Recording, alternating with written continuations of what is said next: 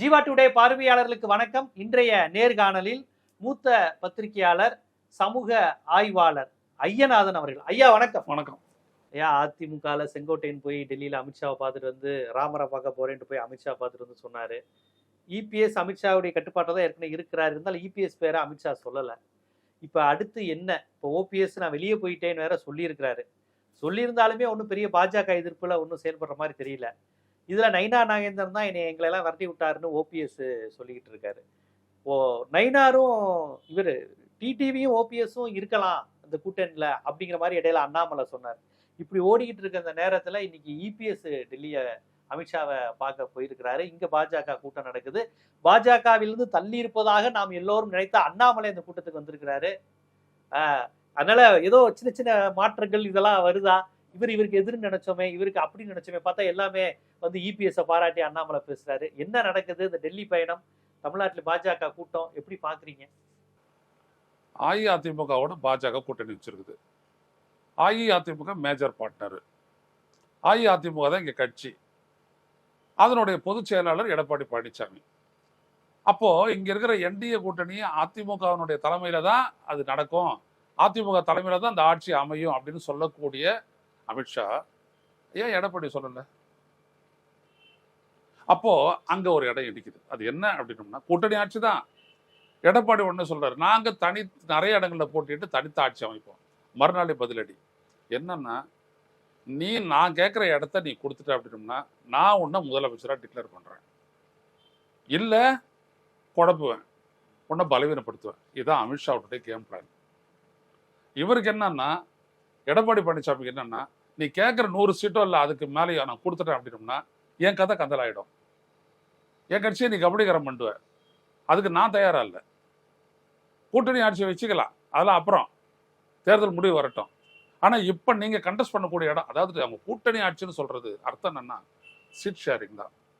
கூட்டணி ஆட்சியை தேர்தல் முடிவு நிர்ணயிக்க போகுது. அது ரிசல்ட் வந்ததுக்கு அப்புறம் கூட்டணி. ஆமா, அது தீர்மானிக்க போகுது. இப்போ 90 இடங்கள்ல இப்ப அதிமுக ஜெயிக்குது. ஒரு உதாரணத்துக்கு சொல்றேன், இவங்க ஒரு 30 இடம் ஜெயிக்கிறாங்க. என்ன சொல்றாரு எடப்பாடி? கூட்டணி ஆட்சியெல்லாம் வேணாம், நான் சன்னியாசம் போறேன்ட்ட போவார். ஒரு கூட்டணி ஆட்சி அமைக்க மாட்டார் இந்த 30 தொகுதியோட வச்சுக்கிட்டு. எனவே அது கிடையாது விஷயம். நிறைய சீட்டு வேணும். நீ 21%, நான் 18%. அதுக்கேற்ற மாதிரி சீட்டை பகிர்வு. அதை ஒத்துக்க, நான் உன்னை டிக்ளேர் பண்றேன் அப்படின்னு அமித்ஷா. ஆமா, கிட்டத்தட்ட மிரட்டல் தான். அது டீல். இப்போ இவர் என்ன நினைக்கிறாரு அப்படின்னோம்னா, நான் தான் கட்சி, உன்னால தனிப்பட்ட முறையில ஜெயிக்க முடியாது, உன்னோட 18% சும்மா பேச்சு, நீ என்ன பொறுத்த வரைக்கும் 5.5% ஆள் தான் அப்படின்னு எடப்பாடி சொல்றாரு. ஆமா, 5.5% ஆள் தான். நீ யாரோட எல்லாம் வச்சுக்கிட்டு நீ 11% கணக்கு சொல்றதெல்லாம் எனக்கு தெரியும். அதெல்லாம் தெரியாத ஆள் ஒண்ணும் கிடையாது. அப்போ என்ன விஷயம் அப்படின்னோம்னா, நான் தென் மாவட்டங்கள்ல தோத்தேன், உண்மை. டெபாசிட் இருந்த உண்மை. நீ ஜெயிச்சியா? இல்ல. அப்புறம் நீ என்கிட்ட வந்தா தானே ஜெயிக்க முடியும். அப்ப நான் சொல்ற கண்டிஷனை ஏத்துக்கிட்டேன் அப்படின்னோம்னா தான் கூட்டணியே. பாஜக என்னன்னா, அதிமுக கூட்டா வேற நாதி இல்லை. ஸோ இந்த இடத்துல தான் அவங்க இவரை பேச விட்டது. யாரு? செங்கோட்டையனை பேச விட்டது. ஏன் செங்கோட்டையனை பேச விட்டாங்க? அதற்கான நெசசிட்டி எங்க வந்துச்சோம்னா, தமிழ்நாட்டில் இருக்கக்கூடிய ஒரு 16 இடங்களை வந்துட்டு முதல் சீட்டு அட்ஜஸ்ட்மெண்ட்ல முதல் ஏதோ கேட்டாங்க. அது என்னன்னா, கோயில் இருக்கக்கூடிய திருத்தலங்கள் அனைத்து எம்எல்ஏ சீட்டையும் எங்களுக்கு கொடுத்துருங்க பாஜக. ஆமா, ராமேஸ்வரம், திருநெல்வேலி, மதுரை, திருப்பரங்குன்றம், பழனி, திருத்தணி, திருவண்ணாமலை, ஸ்ரீரங்கம், இப்படின்னு 16. ஆமா, அதெல்லாம் எங்களுக்கு கொடுத்துருங்க. நாங்க இப்போதுல இருந்து வேலை செய்யணும்ல அவங்க. அதுக்காக எடப்பாடி பழனிசாமி இதெல்லாம் நாங்க ஜெயிச்ச தொகுதி கொடுக்க முடியாது, அதெல்லாம் ஒரு வழியா பாத்துக்கலாம், டீலு அப்ப போடும்போது பாத்துக்கலாம், இப்போதைக்கு நாங்க தர முடியாது, ஏன்னா இதெல்லாம் நாங்க ஜெயிச்ச தொகுதி. அதுக்கப்புறம் தான் செங்கோட்டையன் தூண்டி விடப்படுறாரு. கட்சி பலமா இல்லை, எல்லாரையும் சேர்த்துக்கணும், வெளியேற்றப்பட்டவர்கள் வெளியேறவர்கள் எல்லாரையும் சேர்த்துக்கணும் அப்படின்னு சொல்லிட்டு அவர் சொல்றாரு. ஸோ அந்த கேம் பிளான் மொத்தமே அப்படின்னோம்னா அது. இன்னொரு பக்கத்தில் என்னன்னா, எடப்பாடியை நான் ஏற்றுக்க மாட்டேன், டிடிவி தினகரன் சொல்றாரு. நான் என்ன கேட்குறேன்னா, எடப்பாடி முதல்வர் வேட்பாளரா இல்லையா, முதலமைச்சராக ஆக தகுதியானவரா இல்லையான்னு எப்படி இவர் நிர்ணயிக்க முடியும்? இது சட்டமன்ற கட்சி கூட்டம் கூட போது, அதில் பெரும்பான்மை உறுப்பினர் இப்போ காங்கிரஸ் கட்சி தான் ஜெயிச்சுது. 136 இடங்களை ஜெயிச்சாங்க கர்நாடகாவில். சட்டமன்ற கட்சி கூட்டம் நடந்துச்சு. 83 பேர் வந்துட்டு சித்தராமையாவை சொல்லிட்டாங்க. இவருக்கு 53 பேர் தான் சப்போர்ட் பண்ணாங்க. சிவகுமாருக்கு உடனே அவரை தேர்ந்தெடுத்துட்டாங்க, இவரை டெப்டி சீஃப் மினிஸ்டர் போட்டாங்க. அவ்வளவுதானே? அவ்வளவுதான். அதே தானே இங்கேயும் நடக்க போகுது. அப்ப நீ சொல்லி எப்படி அது நடக்கும்?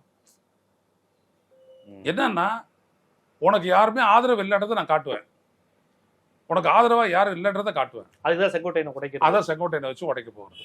உன்னை பலவீனப்படுத்திடுவான். எனக்கான இடத்த நீ கொடுத்துரு. அப்ப இன்னும் ஓபிஎஸ் டிடிவியும் பிஜேபி பிளான்ல தான் இருக்காங்க. எல்லாம் பிஜேபியோட தாங்க. ஆனா கொஞ்சம் கோவமா இருக்காரு டிடிவி. இல்ல அப்படிலாம் ஒண்ணும் இல்ல. யாருமே எல்லாம் நடிப்பு தாங்க. சிவாஜி தான் செத்துட்டாரு, நடிப்பு சாவல. அது போல அடிப்படை வச்சுக்கணும். அதனால எல்லாமே நடிக்கிறாங்க தான் சும்மா. இந்த ஒரு விஜயே நடிக்கிறாருன்னும் போது இவங்கெல்லாம் எவ்வளவு சீசன்ட் ஆக்டர்ஸ். பொதுவாக சொல்லிட்டாங்க, அவர் வந்துட்டு பொலிட்டிக்கலாக வந்துட்டு இஸ் லீடிங் ஆக்டர் அப்படின்னு சொல்லுவாங்க செயல்படுறதுல. ஆனால் நம்மளுக்கு பொறுத்தவரைக்கும் ஆக்டர்ஸ் தான் நல்லா ஆக்ட் பண்ணுறாங்க அப்படின்றது, வேற ஒன்றும் இல்லை. நீங்கள் நிர்ணய சக்தியே கிடையாது. நீங்கள் எப்படி எடப்பாடி இருந்தால் நான் ஏற்றுக்க மாட்டேன்னு சொல்லுவீங்க? ரெண்டாவது, அதிமுக உருவாக்கின கூட்டணியில் டிடிவி கிடையாது, பாஜக உருவாக்கின கூட்டணியில் நீங்கள் இருக்கீங்க. நீங்கள் எப்படி எடப்பாடியை வேணாம்னு சொல்ல முடியும்? நீங்கள் பாஜக தலைமையிலான ஒரு கூட்டணி போயிட்ட உடனே தீர்மானிக்க போகிறது பாஜக தானே. அதான் அவர் சொல்றாரு. யாரு? பாஜக தலைவர் சொல்றாரு, நயினார் நாகேந்திரன். ஏங்க நாங்கள் தானே கூட்டணி தலைவர், அமித்ஷா தானே முடிவு எடுப்பார் அப்படின்ட்டாரு. அதில் 2 பேருக்கு பதில் இருக்கு பாருங்க. நீயும் சொல்லாத, எடப்பாடியும் சொல்ல முடியாது, நாங்கள் தான் சொல்லுவோம். ஒரு சீட்டு ஜெயிக்க முடியாத ஒரு கட்சி தமிழ்நாட்டில் யார் முதலமைச்சர், யார் கூட்டணி ஆட்சி, யார் அதுக்கு தலைவர் அப்படின்றது எல்லாத்தையும் அது பேசுது. எப்படி இது? அப்போ என்னன்னா, ஒரு விஷயம் அதிமுக காரனுக்கு தெரியும். பாஜக நினைச்சதுன்னா தேர்தல் குளறுபடியெல்லாம் பண்ணி நம்மளை ஜெயிக்க வைப்பாங்க. பாஜகனுடைய ஸ்ட்ரென்த் தேர்தலில் இருக்குது, அதிமுக ஸ்ட்ரென்த் மக்கள்கிட்ட இருக்குது. இவ்வளவுதான். ஏன் மக்கள்கிட்ட இருக்கக்கூடிய என்னோட ஸ்ட்ரென்த்தை வச்சு நான் ஜெயிக்க முடியாது. ஆனா பாஜக செய்யக்கூடிய அந்த கிகிரி பிகிரி வேலை, அதில் வந்துட்டு நாங்கள் ஜெயிக்கலாம். இவ்வளவுதான் இந்த அண்டர்ஸ்டாண்டிங். அப்ப எனக்கு உரிய இடத்த கொடு. எடப்பாடிக்கு என்னன்னா, அவட இடத்த கொடுத்துட்டா அவன் கட்சி, அவன் போட்டியிடுற தொகுதி, அவன் கூட்டணி ஆட்கள் அந்த இடத்துல மட்டும் வேலை செஞ்சுட்டு போயிடுவான், நம்மளை இழுத்து விட்டுருவான். அப்புறம் மராட்டிய மாதிரி நம்ம பின்னாடி போக வேண்டியதுக்கு நம்ம மேலே உட்காந்துருப்பான்.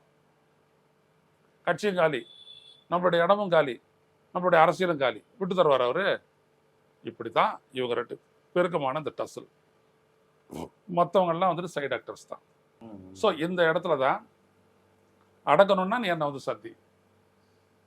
அது அவங்க வேற ஒண்ணும் இல்ல. அவர் என்ன கோரிக்கை பாருங்க, செங்கோட்டையன் எல்லாம் பேச விடாம இருக்க சொல்லுங்க. இல்ல அதெல்லாம் இவர் எந்த கோரிக்கை வைக்க மாட்டாரு. கூட்டணியில் மற்ற கட்சிகளை சேர்ப்பது தொடர்பாக நாங்கள் ஆலோசிக்க போகிறோம்னு சொல்றாரு. யார் இங்க தயாரா இருக்கிறவங்க கூட்டணி வர்றதுக்கு? ராமதாஸ். ஏங்க ராமதாஸ் வர்றாரா இல்லையா அப்படின்றத வந்துட்டு ராமதாஸ் தீர்மானிக்க போறாரு. அவர் பிஜேபி கிட்ட வருவாரு. ராமதாஸ் ஒரு நெருக்கடி இருக்குங்க. பிஜேபியை சார்ந்து முடிவெடுத்தா அவங்க அடிபடுறாங்க. அது தெரிஞ்சிருச்சு அவருக்கு. ஆமா, அதனால இவருக்காக யாருமே காத்துட்டு இல்லை. அப்புறம் எங்க விஷயம் என்னன்னா, சீட்டு ஷேரிக்கு தான் அவர் போயிருந்தாரு. எல்லாத்துக்கும் முடிவு என் கையில தான், அமித்ஷா கிட்ட இருக்குது. நம்ம கட்சி அமைதியா இருக்கிறதும் அமைதி இல்லாத போறதும் அமித்ஷா கையில இருக்கிறதும் எடப்பாடிக்கு தெரியும். அதனால போயிருக்காரு. ஸோ இப்போ போயிருக்கிறது வந்து சீட் ஷேரிங்ல நம்ம கொஞ்சம் பார்த்து செய்யுங்கன்னு கேட்குற மாதிரி தான் போயிருக்காங்க. ஆமா, அதுக்குதான் பார்த்து செய்யுங்கன்றதுக்கு இல்லை. அவங்க என்ன சொல்றாங்க, அந்த டிமாண்ட்ல ஒரு முடிவுக்கு வந்துருவாங்க. அது 100 வேணா 90 80 எப்படியாவது முடிவுக்கு வருவாங்க. யாருக்கு 100? பாஜக பிளஸ் அதனுடைய கூட்டணி கட்சிகள். பாஜக 60 இடத்துல போட்டிடுறதுக்கு முடிவு எடுத்துறாங்க. பாஜக 60ங்கிறது ரொம்ப அபரிதம் இல்ல? எங்க அபரிதம்ன்றது உங்களுக்கு எனக்கு தெரியும். நான் ஜெயிச்சு தரேன்ல, எப்படியாவது கோல்மால் பண்ணியா ஜெயிச்சு தரேன். அதுதாங்க இப்போ விஷயமே. எஸ்ஐஆர் வரப்போகுது தமிழ்நாட்டுக்கு, கேரளாவுக்கும். அந்த கோணத்துல நம்ம பார்க்கவே மறுக்கிறோம். ஆமா, நீங்க நம்ம வெறுமனே இது 5% இது நீங்க இதெல்லாம் வச்சா உண்மை என்ன அப்படின்னோம்னா, பாஜக ஏன் 18% சொல்றாங்க? நாளைக்கு அவன் சப்ஸ்டான்ஷியேட் பண்ணுவான். 39% அது ஆட்சிக்கு எதிரான பயங்கர அதிருப்தி அலை பாய்ந்து விட்டது. அப்படியே 8% ஓட்டு ஷிஃப்ட் ஆயிடுச்சு. 39 + 8 47 ஜெயிச்சிட்டாங்க, ஆட்சியை பிடிச்சிட்டாங்கன்னா என்ன பண்ணுவாங்க இங்க இருக்கிற பத்திரிகையாளர்கள்லாம்? ஒருத்தருக்கும் ஒன்றும் தெரியாது இல்ல. கம்ப்யூட்டர்ல செய்ய போறான், எவ்வளவு பேர் தூக்குறது, எவ்வளவு பேரை உள்ள வைக்கிறது அப்படின்னு. ஏங்க, ஒரு மே மாசம் முடியுது தேர்தல், மக்களவை தேர்தல். நவம்பர் மாசம் அடுத்தபடியே சட்டப்பேரவை தேர்தல் நடக்குது மராட்டியத்தில்.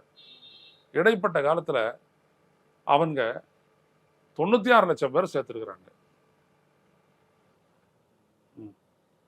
ராகுல் காந்தி கேட்கிறாரு, அந்த டீட்டெயில் கொடுங்கன்னு கேட்கிறார். தரலையே தேர்தல் ஆணையம். எப்படி சேர்க்கப்பட்டார்கள், எப்படி வாக்களிக்கப்பட்டார்கள்? அதாவது சேர்த்தவங்க ஒரு 49 லட்சம் பேர். கூடுதலா ஓட்டு போட்டவங்க பர்சன்டேஜ் தூக்கி காட்டுச்சுல தேர்தல் ஆணையம், உயர்த்தி காட்டுச்சுல்ல. 3 நாளைக்கு அப்புறம் பர்சன்டேஜ் அதுல 46 லட்சம் கூடிடுச்சு. கூடி இவ்வளவு பெரிய ஓட்டு. 149 தொகுதியில போட்டிக்கிட்ட பாஜக 133 இடங்களை ஜெயிக்கிறான். பெரும்பான்மைக்கு வந்துட்டு வெறும் 12 இடம் தான் தேவை. எல்லாரையும் ஓரம் ஒதுக்கிட்டானா? புரியுதுங்களா? இதுதான் முக்கியம். அந்த சிவசேனையில இருந்து ஸ்பிரிண்ட் அவே குரூப் வந்தான் இல்லைங்களா, அவனையும் ஓரம் ஒதுக்கியாச்சு. அஜித் பவாரையும் ஓரம் ஒதுக்கியாச்சு. இவன் 133 சீஃப் மினிஸ்டர் ஆயாச்சு. அவ்வளோதான், முடிஞ்சு போச்சு. இதே நீங்க தமிழ்நாட்டை நடத்தக்கூடாது. அதில் எடப்பாடி கேர்ஃபுல்லாக இருக்காரு. எடப்பாடி இதில் கவனமாக இருக்காரு. ஆமாம், அவருக்கு முன்னாடி இருந்தா தெரியும் இது கபலிகர் அரசியல்ன்றதுலாம் தெரியும். இன்னைக்கு அவர் சொல்றாரு, நாங்கள் ஆட்சி இருந்த போது எங்களை காப்பாற்றியது இவர்கள் தான்ட்டு. அது எப்படி உங்களை காப்பாத்துறாங்க? 122 இடத்தோட உங்களை இடத்தோட சீஃப் மினிஸ்டர் உட்கார வச்சது சசிகலா. உங்ககிட்ட 11 எம்எல்ஏ உடைச்சிட்டு அவரை கட்சியில் எதிர ஒரு ஸ்பிரிட் ஏற்பட்டு போச்சு அப்படின்னு பன்னீர்செல்வத்தை நடிக்க சொன்னது அவர் மயிலாப்பூர் குருமூர்த்தி. பாஜக ஆள் தானே அவர் குருமூர்த்தி, இல்லை அதிமுக விசுவாசியா? அப்போ எங்க உங்களுடைய ஆட்சி அவங்க காப்பாத்துறாங்க? அதான் டிடிவி தினகரன் கேட்டிருக்காரு. ஆமா, சட்டமன்ற உறுப்பினர் தானே இது பண்ணாங்க. ஆமா. இப்ப டிடிவி ஓபிஎஸோட ரோல் என்ன சார்? இல்லைங்க, டிடிஎஸ் ஓபிஎஸ் 2 பேருமே அவங்களோட போயாச்சுங்க. பிஜேபியோட போயாச்சு. இல்ல அவர் ஓபிஎஸ் நான் போஸ்ட் வதி இவர் என்ன போது நாங்க எதிர்க்கிறேன்னு சொல்றது இவங்க போடுற டிராமா, பிஜேபி போடுற டிராமா. ஆமா, இது பாருங்க எல்லாமே இவிஎம் அப்படின்ற ஒரு மையமா வச்சுக்கிட்டு அரசியல் சீரியஸா பார்க்கணும். விஜய் எவ்வளவு ஓட்டு வாங்கினாலும் அதுல வந்துட்டு பாதியை டிரான்ஸ்ஃபர் பண்ணிக்கலாம். அதனால விஜய் ஓட்டு வாங்குறத பத்தி பாஜக கவலையே இல்லை. என்ன இவங்களோட கூட்டணி ஸ்ட்ராங்கா இருக்குது, ஜெயிச்சிட்ட உடனே சப்ஸ்டான்ஷியேட் பண்ணணும். நாங்கள் ஜெயிச்சது காரணம் இவ்வளோ இப்படி ஸ்ட்ராங் அலையன்ஸ் அப்படின்னு சொல்லிட்டு அவங்க சப்ஸ்டான்ஷியேட் பண்ணணும். இன்னைக்கு சொல்றாரு எனது முதல் சாய்ஸ் வந்துட்டு பாஜக தான் சொல்றாரு டிடிவி தினகரன். அதிமுகன்னு சொல்ல, என்னோட ஃபர்ஸ்ட் சாய்ஸ் பாஜக தான் அப்படின்றாரு. கூட்டணி மாநாடு போடுறதா இருந்தாரு ஓபிஎஸ், மாநாடு தள்ளி போட்டாரு. ஏன் போட்டாரு? யாருக்காக போட்டாரு? இல்ல ஒரு பக்கம் விஜயோட கூட்டணி வச்சு ஒண்ணுமில்லாத போறதை விட பாஜகவோட நின்று அரசியலை நீங்க தேர்த்தி கொண்டு போகலாம். முன்னாடி பாஜக ஒரு டேர்ம்ஸுக்கு வந்துட்டான். இவங்க 2 பேருக்கு ஆளுக்கு 10 சீட்டு 15 சீட்டு கொடுத்து அவங்களை தக்க வச்சுக்கலாம். யாரு? டிடிவியும். ஆமா, தென் மாவட்டங்கள்ல ஓட்டு இப்படி சுயேட்சையாவா இல்ல பிஜேபி தாமரை பிஜேபி அலையன்ஸ்ல தாமரை சின்னத்துல ஏங்க வரணும்? ஆமா, பலாப்பழம் ஏதாவது ஒரு சுயேட்சை சின்னத்துல அவர் வந்து ஒரு ஸ்பிரிட் அவே குரூப்பா கேஸ் போட்டிருக்காரு. அதை நான் விட்டு தர மாட்டேன். கேஸ் இருக்குது இன்னும் ஓபிஎஸ்க்கு. ஆமா, ரெட்டலைக்கு உரிமை கோரி. ஆமா, அந்த உரிமை வேண்டி. அதனால அவர் விட மாட்டாரு. அது அவங்களுக்கு அட்வான்டேஜ் தானே. அப்ப ஒரு சுயேட்சை இல்ல ஏதாவது ஒரு கட்சி பேர் வச்சுக்குவாரா? ஏதாவது ஒன்று வச்சுக்குவாரு. அதிமுக மீட்பு கட்சி. இப்போ எப்படி பலாப்படத்துல நின்னாரு, அப்ப ஏதாவது மாம்பழம். அதாவது அதிமுகவுடனும் கூட்டணி, அதிமுக மீட்பு குழுவிடமும் கூட்டணி, அதிமுக எதிர்ப்புடனும் கூட்டணி, அதிமுகவும் பாஜகவுடன் கூட்டணி. அவ்வளவுதான். ஒன்னே ஒண்ணுதான் மராட்டியத்துல என்ன, காங்கிரஸ் தவிர எல்லாரோடையும் கூட்டணி. தமிழ்நாட்டை பொறுத்த வரைக்கும் என்ன, திமுக தவிர எல்லாரோட கூட்டணி. இதான் உண்மை. தமிழ்நாட்டுல திமுக தவிர எல்லாமே பாஜக கூட்டணி கட்சிகள் தான். இப்ப எடப்பாடி கோவிச்சுக்குவாருன்னு சொல்லிதான் அமித்ஷா வந்து அண்ணாமலையே பக்கத்துல சேர்க்கலன்னு சொன்னாங்க. இப்ப அண்ணாமலை வந்து எடப்பாடிய இது பாராட்டுகிற ஒரு சூழலை பாக்குறோம். இதை நம்ம எப்படி புரிஞ்சுக்கிறது? நீங்க வந்துட்டு பாஜக வந்துட்டு எடப்பாடி பழனிசாமிக்கு எதிராக பாஜக இருக்குதுன்னு நினைக்காதீங்க. இதோ பாருங்க, அண்ணாமலை பாராட்டுறாரு. இதோ பாருங்க, அவரு கட்சி தலைவரா இருக்கிறாரு, பாஜக மாநில தலைவரா இருக்கிறாரு, அவரு பாராட்டுறாரு. இதோ பாருங்க, தமிழிசை பாராட்டுறாங்க. இதோ பாருங்க, குஷ்பு பாராட்டுறாங்க. எல்லாம் கேம் பிளான் சொல்றாங்க இல்லையா? அதாவது பாஜகவில் இருந்த அதிமுக எதிர்ப்பு தலைவர்கள்லாம் இப்ப எடப்பாடியை பாராட்டுறாங்க.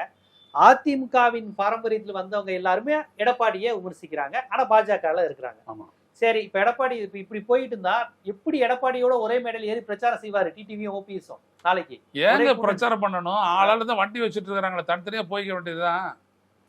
கூட்டணி கட்சி தலைவர்கள் ஒரே மேடையில் ஏறி பிரச்சாரம் செய்யணுமா வேணாமா? இவிஎம்ல என்ன இருக்க போகுது? தொகுதி வைஸ் பேசுங்க. ஒரு அதிமுக கேண்டிடேட், இல்லாட்டி பிஜேபி கேண்டிடேட், இல்ல தினகரன் கேண்டிடேட், இல்ல பன்னீர்செல்வம் கேண்டிடேட், திமுக கேண்டிடேட், விஜயோட கேண்டிடேட், நாம் தமிழர் கேண்டிடேட். இதான ஃபர்ஸ்ட் நாள். அவ்வளவுதான். அங்க அப்படியே 4 பேர் சேர்ந்து நிக்க போறாங்களா? நான் கிடையாது. அதெல்லாம் பிரச்சனை இல்லைங்கிறீங்க. அதெல்லாம் டிடிவிக்கு ஆதரவா எடப்பாடி பிரச்சாரத்துக்கு வருவாரா?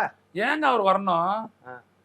தேவையில்லை. அதுதானங்க கூட்டணி மரபு. ஏங்க கூட்டணி மரபு எல்லாத்தையும் தூக்கி வெளில போடுங்க. கொள்கை இல்ல அப்படின்னு சொல்லிட்டதுக்கு அப்புறம் எதுவுமே இல்ல. சரி, எடப்பாடிக்கு வேணாம், ரெட்டலைக்கு ஆதரவா டிடிவி பிரச்சாரம் செய்வாரா? ஏடிஎம்கே கேண்டிடேட் தாராளமா செய்வார். இவர் பிஜேபிக்கு எல்லாரும் போட்டி போட்டு செய்வாங்க. அவ்வளவுதான். கூட்டணி கூட்டணி கூட்டணி நல்ல ஒரு 2 3 4 5 6 7 8 9 10 கோடி பறக்கும். அதுக்கு நடுவுல போவாங்க.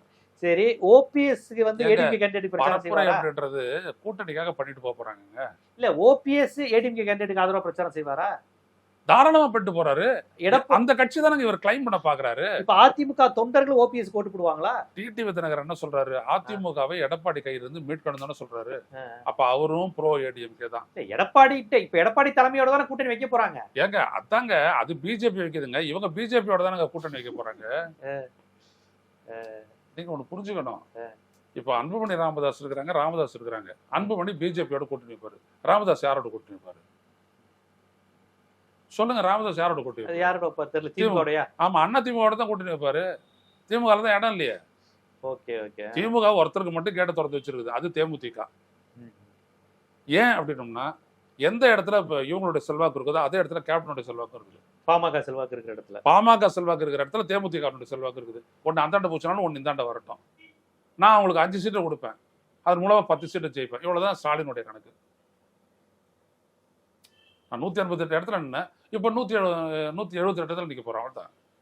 அவர் எல்லாரையும் கன்வின்ஸ் பண்ணுவார், துபாருக்கு ஜெயிக்கணும், அவங்க அவ்வளவு பெரிய வேலை செய்ய போறாங்க, இதை ஜெயிக்கணும். அவ்வளவுதான். சோ எல்லாமே பாஜக பிளான், பாஜக இதுதான். பாஜக ஆனா என்ன பண்றாரு விஜய்? விஜயை பொறுத்த வரைக்கும் நோக்கம் என்ன? திமுகவுக்கு எதிரான ஒரு கருத்துருவாக்கத்தை பண்ணணும், ஒரு இமேஜ் பில்டப் பண்ணணும். ஆட்சி சரியில்லை, பெண்களுக்கு பாதுகாப்பு இல்லை, ஒரே ஊழல் தான், ஒரே எட்ட நாடம், ஒரே கபட நாடகம் அப்படின்னு என்னென்னலாம் வசனம் எழுதி கொடுக்குறாங்களோ அதெல்லாம் அவர் ஒப்பிக்கிட்டோம். அவர் அப்படியே டைவெர்ட் பண்ணுவார். இவங்க சாதனையை சொல்ல போறாரு, சாதனையை அவர் வந்துட்டு இழிவுபடுத்தி பேச போறாரு. நல்லா கவனிங்க. 1000 ரூபாய் சொல்லி காட்டுறாங்கன்றாரு அவர். 1000 ரூபாய் கொடுக்கறத சொல்லி காட்டுறாங்கன்றாரு அவர். என்ன அர்த்தம்? யாரு நல்லா தீர்க்கமா எழுதி கொடுத்துருக்குறாங்களா? ஏன்னா அப்பர் மிடில் கிளாஸ் இதுங்க 1000 ரூபாய் பெனிஃபிஷியரி கிடையாது. அந்த ஓட்டை அடிப்படை, அந்த ஓட்டு வந்துட்டு இப்போ ப்ரோ டிஎம்கேவும் ப்ரோ ஸ்டாலினாகவும் இருக்கும். ஏன்னா தமிழ்நாட்டுடைய உரிமை வேண்டி வடக்கு போட்டு எல்லாத்தையும் மீட்டது. ஒரு கௌரவமான இடத்துல இருக்காரு இல்லையா, அது தட்டி கடி இறக்கு. ஸோ எதிர் பிரச்சாரம் வந்துட்டு எடப்பாடி பண்ண எடுப்படாது, விஜய் பண்ண எடுப்படும் அப்படின்னு நினைக்கிறாங்க. ஸோ அவ்வளோதான். ஸோ அப்போ வந்து கேம் பிளான் எல்லாமே பிஜேபி தாங்க, ஃபுல்லாக பிஜேபி தான். பிஜேபி தன்னை விட பெரிய கட்சியை கூட ஆதரிக்குது, தன்னுடைய இதா வளர்த்துருக்கு ட்ரை பண்ணுது. தன்னை விட ஓட் பர்சன்டேஜ்ல அதிகரிக்க கட்சியை கூட தன்னுடைய கட்சியை மாதிரி தான் மெயின்டைன் பண்ணுதுங்க. ஆமா, அவங்களுக்கு தேவை தமிழ்நாட்டை கேப்சர் பண்ணாங்க அப்படின்னா அது ஒரு அவங்களுக்கு வந்து ஒரு சித்தாந்த வெற்றி. ஆமா, இதுதானே 100 வருஷமா அவங்களால சிம்மசுப்பனமா இருக்கு. இப்போ நீங்க திமுக ஓட்டு போட போறீங்க, நானும் திமுக ஓட்டு போட போறேன், வெளிப்படையா சொல்றோம். ஏன்? சித்தாந்த போர் தான் அப்ப நடக்க போறது. வருகின்ற தேர்தல் தமிழ்நாட்டினுடைய உரிமையை பறிக்கக்கூடிய, தமிழின் உரிமையை பறிக்கக்கூடிய, பின்னுக்கு தள்ளக்கூடிய. இப்போ முந்தா நாள் கூட என்ன சொல்றாரு? தொழில்நுட்பம், அறிவியல் எல்லாத்துலையும் ஹிந்தியில கொண்டு வாங்க, ஹிந்தி படி, ஹிந்தி தான் எல்லாரோடையும் நீ பழகலாம், பேசலாம் தொடர்ந்து சொல்றாரு அமித்ஷா. அவங்களுடைய புதிய கல்விக் கொள்கை என்ன சொல்றது? அது எல்லாமே தமிழ்நாட்டினுடைய அடையாளத்தை, அதனுடைய நிறத்தை அழிக்கக்கூடிய ஒரு முயற்சி தான் அந்த தேர்தல், பிஜேபியினுடைய கேம் பிளானு. ஸோ அதனால வந்துட்டு இந்த ஒட்டுமொத்த எலெக்ஷன் பார்த்தீங்க அப்படின்னா சித்தாந்த போர் தான். அவனா நம்மளா, அவ்வளோதான். தமிழனா குஜராத்தியா, தமிழனா ஆர்எஸ்எஸ்ஸா, இதுதான் இங்கே நடக்கிறது போட்டி. ஸோ இதில் நீங்கள் மற்றதெல்லாம் ஒரு விஜய் ஒரு சொல்கிறாரு, எடப்பாடி பழனிசாமி சொல்கிறாரு, டிடிவி தினகரன் சொல்கிறாரு, எல்லாம் ஒன்றுமே கிடையாது. எல்லாம் வந்துட்டு என்னன்னா மொக்கை அடிக்கிற விஷயம். அது ஒரு நாள் பார்த்தீங்கன்னா ஊடகத்தில் அதை பற்றி விவாதம், இன்னொரு இடத்துல இது யாராவது இந்த விவாதத்தில் 10 நாள் கண்டினியூஸா ஓட்சோரியை பற்றி யாராவது பேசியிருக்கிறாங்களா? நம்ம பேசணும். பீகாருடைய எஸ்ஐஆர் பற்றி பேசியிருக்காங்களா? நம்ம பேசணும். வக்ஃப் வாரியத்தை பற்றி பேசுகிறாங்களா? நம்ம பேசுகிறோம். இதுதான் கவனிக்க வேண்டிய விஷயம். அதான். ஏன்னா இதுக்கு பின்னாடி சித்தாந்தம் இருக்குது, கவனிக்கணும். என்ன சும்மா சித்தாந்தம் ஒரு வாரம் தலை நரைச்சோர் அப்படின்னு நினைப்பீங்க. சித்தாந்தம் தான் உன்னுடைய சுதந்திரமே. எதிரி சித்தாந்தத்தில் கரெக்டா இருக்கிறான், அதான் சொல்ல உண்மை. அதான் உன் சித்தாந்தம் என்ன? உன்னுடைய தமிழர் பண்பாடு, மொழி, மண்ணு, இதை ஒழிக்கிறதுக்காக இருக்கக்கூடிய சித்தாந்தம் பிஜேபி. சித்தாந்தம், இந்துத்துவ சித்தாந்தத்தை நான் வெறும் கட்சியா மட்டும் பார்க்கல. இங்க ஒவ்வொரு வீட்டு பெண்களுக்குள்ளேயும் இந்த சடங்குகள் கட்சி- மூலமா உள்ள வருது. புது புது பண்டிகைகள் மூலமா உள்ள வராங்க. ஐயா எதுல வேணாலும் உள்ள வரட்டும். நீங்க தமிழர் அப்படின்ற ஒரு பண்பாட்டுல தெளிவு பெறல அப்படின்னோம்னா, ஆன்மீக வேற மதவாதம் வேற அப்படின்றது நீங்க தெரியல அப்படின்னோம்னா நீங்க அடிமையாவீங்க. இயல்பானது அது. நீங்க சாதியத்துல இருக்கிறீங்களா, உங்களை மதவாதத்தை கொண்டு போயிடலாம், ஈஸி அது. அப்ப நீங்க சாதியத்துல இருந்து உங்களை விடுவிச்சுக்கல அப்படின்னா நீ மதவாதத்துக்கு அடிமையாயிடுவ, உன்னை அறியாமலே அடிமையாயிடுவ. ஏன்னா சாதி மதத்தை தாங்கி நிக்குது அது. புரியுதுங்களா? சாதி பிரிவு கொண்டாடுற பண்டிகை இந்து அப்படின்றான். இந்து பண்டிகைன்றது எங்க இருக்குது அப்படின்னு எவன் ஆராய போறான்? இந்து மதம்ன்றது ஒரு மதம் இல்லைன்றது யாருக்கு தெரிஞ்சுக்க போறான்? புரியுதுங்களா நீங்க நான் சொல்றது? அப்போ நீங்க வந்துட்டு இந்து மதம் அப்படின்னா நீ பிராமணிசத்தை புரிஞ்சுக்கணும் அப்படின்றது சோசியாலஜி படிச்சவனுக்கு தெரியும், மகளுக்கு எப்படி தெரியும்? அப்ப இந்த இடத்துல இருக்குது ரூட்டு, விதை இங்கதான் இருக்குது. அப்ப நீங்க முதல்ல புரிஞ்சுக்கணும். இப்போ தமிழ்நாடு தனித்து முடிவு எடுக்கக்கூடிய இடங்கள்லாம் எடுத்துக்கங்க, அந்த இடத்துல அது சிறப்பா இருக்கா இல்லையா? தமிழ்நாடு சார்ந்து இருக்கக்கூடிய இடத்துல எடுத்துக்கங்க, அது பலவீனப்பட்டிருக்கா இல்லையா? அவ்வளவுதான். யார் பலவீனப்படுத்துறது? பாஜக ஆட்சி. சித்தாந்தம் என்ன? இந்துத்துவா, இந்தி, புதிய கல்விக் கொள்கை. நான் கேட்கிறேன், இந்து தானே இங்க எல்லாம்?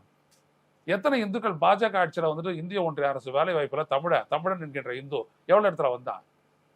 தமிழ் ஹிந்துன்னு சொல்றாரு இங்க இருக்கிற மணி அரசன் எல்லாம். உங்க தோழர் தானே ஐயா. என்னை பொறுத்த வரைக்கும் இஷ்யூல நான் தோல்ல கையை போடுவேன், எதிர்த்து நின்னீங்கன்னா அடிச்சிருவேன். இதுதான் நம்மளுடையது. நான் அடிப்படையில அடித்தட்டுல நான் தெளிவா இருப்பேன், அவ்வளவுதான். அதுக்கு மேல இந்த இஷ்யூல நீ போடுறியா, சீமானா ஆதரிப்பேன், மணியரசனா ஆதரிப்பேன், ஜீவாவா ஆதரிப்பேன், ஸ்டாலினா ஆதரிப்பேன். ஆனா ஏன் விஷயத்துல தான் நான் பார்ப்பேன். நீ என்ன காங்கிரஸ் ஓட்டு போட சொன்னா திருப்பிடுவேன். இதுதான் நம்மளுடைய பொறுத்த வரைக்கும் சிந்தனை, அரசியல் தெளிவு. கண்டிப்பா. இப்ப டிடிவி ஒரு விஷயத்துல பாஜக எதிர்ப்பு மாதிரி பேசினாலும் எடப்பாடி மட்டும் தான் எதிர்க்கிறாரு. கூவத்தூர்ல நடந்ததை சொல்லவாங்கிறாரு. ஆமா, ஆனா அம்பலப்படுத்துறேன் சொல்லிட்டாரு. என் பேரை சொல்லாம கையெழுத்து வாங்கிடுங்க, அப்புறம் என்ன அறிவிங்க அப்படின்னு சொன்னாரு. அப்படி சொல்லிட்டாரு. இப்போ எங்க எடப்பாடிக்காக ஒருத்தர் கிடையாதுங்க. எடப்பாடிய வந்துட்டு ரெப்ரசன்ட் சசிகலா சொன்னதுனால எடப்பாடியினுடைய அரசியல், இல்லாட்டி இல்லை. இது மறுக்கட்டும், அப்புறம் பார்ப்போம். அப்புறம் நான் சொல்றேன் அடுத்தபடியே. பிஜேபி கேம் பிளான்ல சசிகலா இல்ல, சசிகலா கிடையாது. சசிகலா வந்துட்டு பிஜேபி ஆன்டி. எங்க சசிகலா சிறையில இருந்து வெளில விட்டாங்க, கொரோனா பவுரிங் ஹாஸ்பிட்டல்ல சேர்ந்துருக்காங்க. அப்போ வந்துட்டு அந்த வீல் சேர்ல வெளில வராங்க. வெளில வரும்போது 40 சம்மன் எடுத்து வந்து கொடுக்குறாங்க அங்கேயே. ஏன் சசிகலாவுக்கு வீடு இல்லையா, வாசல் இல்லையா? ஏன் போற வழியில கூட நீ அரசியல் பேசக்கூடாது, அவ்வளவுதான். கண்டிப்பா சசிகலா ஆஃப். அப்ப தினகரன் என்ன சொன்னார்? எனக்கு 54 வயசு, சாகர் வரையும் பிஜேபி எதிர்ப்பேனாரு. என்ன சிறையில் போட்டினாலும் 10 வருஷம் சிறையில் இருப்பேன், அதுக்கப்புறம் வந்துட்டு உன்னை ஒழிச்சிருவேன் சொன்னாரா இல்லையா? உன்னை ஏற்றினா ஃப்ளைட்ல 10 வருஷம் இல்லை 30 வருஷம் ஆனாலும் நீ வெளில வர முடியாதுன்னா. ஏன்னா நீ ஏதோ லண்டன்ல இருந்துட்டு அந்த சொத்துக்கள், அது மட்டும் இல்லை, இந்த சின்ன வழக்குல அவனோட நீ போட்ட அப்படின்னோம்னா நீயும் உள்ள இருக்கணும். இப்போதுலேருந்தே சொல்லு, டெல்லியை விட்டு போறியா இல்லை உள்ள போறியா? அவ்வளவுதான், முடிஞ்சு. டெல்லியில நேரா வந்துட்டு நம்ம இந்து தானுங்கன்றது, நம்ம இந்து தானங்க அப்படிதான் மேட்டர் முடிச்சு போச்சு. அப்ப என்ன இருக்குங்க? கண்டிப்பா அதிமுகங்கிற ஒரு பாரம்பரியமான திராவிட கட்சியை எப்படி முழுக்க கண்ட்ரோல்ல வச்சிருக்கு. ஏதோ அவங்களுக்கு நன்றி உடையவர்களா இருப்போம்னு சொல்ல சொல்றாரு இவரு டிடிவி. ஆமா, டிடிவி இல்ல, எடப்பாடி படிச்சார். எடப்பாடி அவங்க நன்றி உள்ளவரா இருப்பாரு. டிடிவியும் எடப்பாடியை தான் திட்டுறாரு. ஓபிஎஸும் பிஜேபியை திட்ட மாட்டேங்கிறாரு. இடையில ஏதோ பெருசா சொன்னாரு, ஆனா யாருமே பிஜேபியை திட்ட மாட்டாங்க. இடையில ஏதோ விஜய் பிளான் இருந்துச்சு உட்பட, அது சும்மா அது பிளான் பண்ணிட்டு விட்டாங்க. என்ன அப்படின்னா ஓட்டை டைவர்ட் பண்றதுக்கு. சிறுபான்மை ஓட்டு உனக்கு வேணுமா? அவங்களுடைய கேம் பிளான் என்னன்னா சிறுபான்மை ஓட்டு அப்படின்றது வந்துட்டு பாத்தீங்கன்னா தமிழ்நாட்டுல ஒரு 10-14% பேர் இருக்கிறாங்க. இந்த ஓட்டு இந்தாண்ட டிரான்ஸ்ஃபர் பண்ணணும் அப்படின்னா நீ பிஜேபியை கொள்கை எதிரின்னு சொல்லிடணும், அவ்வளவுதான். சொல்லியாச்சு, மற்றபடி வேற எதுவும் சொல்ல மாட்டார். பிஜேபி எதிர்க்கிற நீ ஓட்சோரியா வந்துட்டு ஓட்டு வாக்கு திருட்ட வந்துட்டு எவ்வளவு பெரிய விஷயமா பேசணும். மாநாட்டில் கண்டுக்கவே இல்லையா? அப்படி கடந்து போயிட்டிய. ஏன் பீகாரை பத்தி பேசல? இப்ப பேச ஆரம்பிக்கிறாரு. ஏன்னா வேற வழி இல்லை, நம்ம கேள்வி கேட்கறோம், அவ்வளவுதான். இல்ல ஓட்டு தட்டு கொடுத்து 15-20 நாளா கத்திக்கிட்டு இருக்கிற வரையும் விஜய் ஒண்ணும் செய்யல. நானும் சொல்ல மாட்டேன். அது இந்த விவாதங்கள்ல உங்க இதெல்லாம் பார்த்து ஆமா. இதெல்லாம் கேக்குறாங்கப்பா, இதெல்லாம் கேக்குறாங்க. இது ஒரு வரி சொல்லிடு ஒண்ணும் ஆகாது அப்படிங்கிற மாதிரி ஆமா, தான் அவர் சொல்றாரு. அதேதான். அந்த ஒரு லைன் சொல்லு. நாங்க கேட்கல, நீங்க அவரு- சொல்லிருக்காரு, விஜய் கேட்டிருக்காரு அத. அப்படின்னு சொல்லுவாங்க நம்ம GST கிட்ட. குறித்து கேட்டுக்க. மோடியையும் லைட்டா திட்டிருக்காரு. திட்டு. அப்படிங்கிற மாதிரி தான் கேக்குறாரு. இவ்வளவுதான். ஆழமா பதிஞ்சிடக்கூடாது. அவங்கதான் எதிரி, ஸ்டாலின் தான் எதிரி. ஆமா. இன்பநிதி வரைக்கும் பேசுறாருங்க அவரு. வந்துட்டாரு. வந்துட்டாரு. இன்பநிதி கட்சிக்குள்ள வராரோ இல்லையா, ஆமா. இவங்களுக்கு வந்துட்டாரு. இன்பநிதி கல்யாணம் ஆயிடுச்சா? அவ்வளவு சின்ன வயசு மாதிரி தானே அது. சரி, நல்ல வேலை. அவர் ஒரு புள்ள இருந்தா அது லிஸ்ட் அதையும் பேசிடுவாரு. இல்ல, இன்பநிதி திருமணம் ஆகலன்னு நினைக்கிறேன் அவருக்கு. சொல்றேன். வயது சிறுசா தான் இருக்காரு. அப்படிதான் இருக்காங்க. அதாவது கருணாநிதி எதிர்ப்பு அப்படின்ற ஒரு பேனருங்க அது. நம்ம அதெல்லாம் பேசிட்டோம். ஐடியாலஜி எல்லாம் கிடையாது. கருணாநிதி எதிர்ப்புன்றது தான் திமுக எதிர்ப்பு. ஆனா இதுக்குள்ளதான் பதுங்கி இருக்குது தமிழன் எதிர்ப்பு. தமிழர் எதிர்ப்பு, தமிழன் எதிர்ப்பும் ஆரிய சதியும், இது ரெண்டும் ஒண்ணா சேர்ந்துருக்கு. கருணாநிதி எதிர்ப்பில் தமிழனுடைய தாழ்த்தணும், ஆரிய ஆதிக்கத்தை நிறுத்தணும் அப்படின்ற ஒரு பிளான் வந்துட்டு ஒளிஞ்சிருக்குது. இதுதான் தமிழை புரிஞ்சுக்கணும். பல்வேறு செய்திகள், நீங்கள் ஒரு பத்திரிகையாளராக ஸ்தாபன காங்கிரஸா இருக்கட்டும், ஜனசங்கமா இருக்கட்டும், பல்வேறு திராவிட எதிர்ப்பு கட்சிகளையும் பார்த்தவர், பல நேரங்களில் ஆதரித்தவர். தமிழ் தேசியம், திராவிட இயக்கம், பெரியார், அண்ணா, கலைஞர்னு எல்லாவற்றையும் பார்த்து, அதை தவிர்த்து ஜியோ பாலிட்டிக்ஸ், சுற்றுச்சூழலோட பார்க்குற நீங்க கண்ணுக்கு எதிராக ஒரு பெரிய திராவிட கட்சியை எப்படி பாஜகங்கிற ஒரு சின்ன கட்சி தமிழ்நாட்டில் எல்லாரையும் தனக்கான கட்சியா தனக்கான ஆளா மாத்தி வச்சிருக்கே, இந்த சதியை நம்ம எப்படி புரிஞ்சுக்கணும்? கட்சி பிரச்சனை கிடையாது, இது சித்தாந்த பிரச்சனை. தயவுசெய்து இந்த ஐடியாலஜிக்கல் வார புரிஞ்சுக்கோங்கிறத ரொம்ப விரிவா மக்களுக்கு எடுத்து வச்சிங்க. நன்றி.